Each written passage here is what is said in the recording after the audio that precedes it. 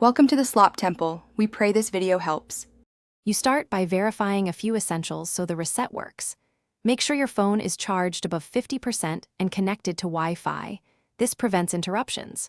Once done, confirm your Google account email and password because you'll need them to sign back in. Now go to the lock screen and intentionally enter the wrong PIN until the Forgot PIN or Emergency option appears.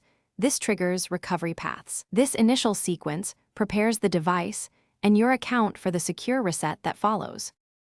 Once you see the recovery option, choose the route that fits. Tap Forgot PIN for local unlock prompts or open Google's Find My Device from a browser and select Erase Device. If you can access settings, go to Security, Screen Lock, and select Change or Remove PIN. You'll confirm your account. You will be prompted to sign in with your Google credentials to prove ownership.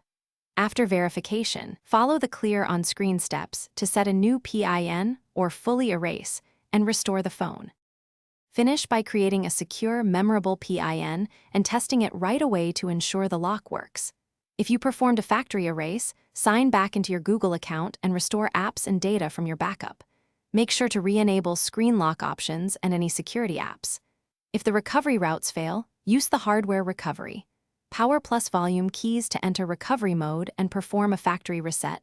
Be aware this deletes data. If that's necessary, use your backups to recover afterward. Thanks for watching. Consider subscribing if we helped you.